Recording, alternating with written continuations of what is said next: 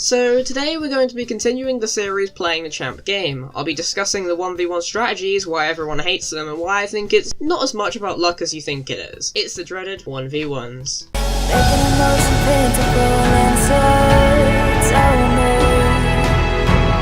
this what you made me?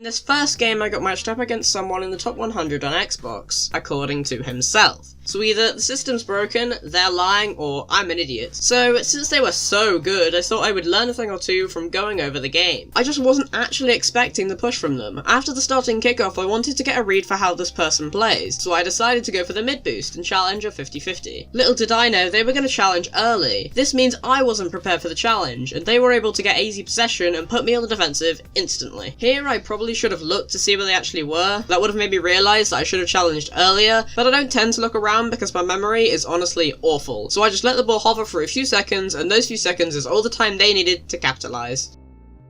This next clip shows how bad at recoveries I am, and how I engage in panic mode too much. Firstly, I steal their boost, which is a good start because boost is pretty important in 1v1s. In fact, it's vital. Without boost, you pretty much can't do anything in ones, which is why people like Devo have an entire playstyle based around having more boost than their opponents. Since I had more boost and I saw them going backwards, I assumed that they had backed off, and I had all the time in the world. But of course, I was wrong. In fact, I only had a few seconds because they hadn't backed off at all and were only a few yards away. This caused me to completely panic and I just hit the ball outwards, which I know isn't good, but because all I saw was this car slowly coming towards me like Jaws about to eat me, I just panicked and hit the ball away. It doesn't matter where, just away. That gives them so much time and space to just put it into the net. And you see that they actually try and go for that. You can see their car goes towards the ball at an angle that could score.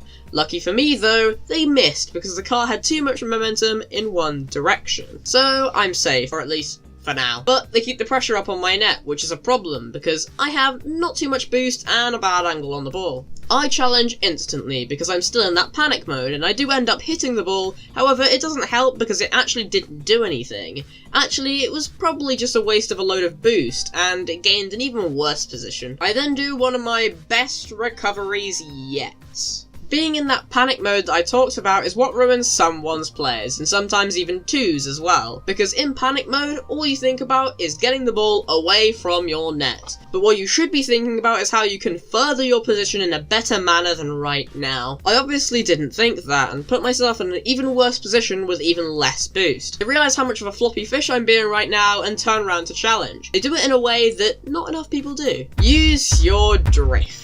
I don't care if you change the button mapping to do it, it makes you so much better and so much faster. If they didn't drift here, it wouldn't have put me under so much pressure. I see that they've messed up the hit on the ball, and I think that's enough for me to challenge the ball and maybe get a clear. But because of that panic mode, I just hit it, which doesn't help at all, because they are lying there in wait for me to do that and give them a pass. They hit it towards the wall, and with me having no boost, this means bad news. It means that if I challenge this, I cannot get back in time and it's a goal. And if I don't, they have the time and space to just take their pick on the shot, and they know that I don't have much boost. I wanted to go for the boost here, but then I saw them challenging the ball, or at least staying close to it. This means if I went for the boost, it's an easy goal for them. So since I had no boost, I had to go in and challenge, because if I backed off, I would have lost because of my lack of boost. They challenged me to a 50-50, which doesn't go either way, but I guess it does go a bit more their way. I thought that they had backed off by now because I saw them going away, and usually backing off is people's response to this situation. So I thought, great,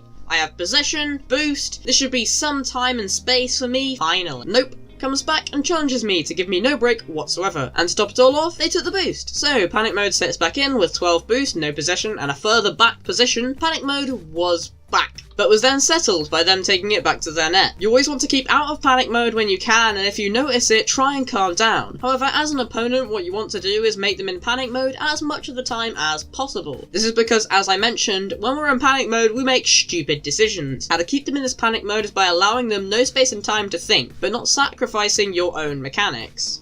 But this also works for being too relaxed. If your opponents are too relaxed and they have too much time to save the ball, they will misjudge it and it's a good clip. But mainly keep them in panic mode, because it works more often and is more likely to score. Being too relaxed only works in lower ranks, because they aren't paying much attention and ignore the fact that the easy shot is coming. Back to me though. Instead of doing the good idea and turning back and letting him have some possession for a bit, I decide to challenge the ball, leaving an open net behind me and then with a choice of how to make me look like an idiot. They challenge the ball with a 50-50, and the worst situation happens. The ball is going in my net at speed. And even worse, I have no boost to stop it from going in my net. Obviously, they're not going to miss that kind of easy shot, and that's another goal to add to the list. Trust me, they absolutely smash me in this game. But I feel that despite the fact that it makes me look terrible, it doesn't matter because we can all learn from my mistakes and how well this person is doing in causing them. This next clip is a prime example of how to shut down an attack instantly. The ball bounces off the wall, I have full boost, and they're miles away. I assumed that I would have an easy goal because there was no pressure and I had time and space to shoot. So I make some ground plays and sure enough, take my shot. It wasn't the best of shots, I'll admit, but it is a shot nonetheless. I thought I could get away with just waiting for them to save the ball in my direction so that I can simply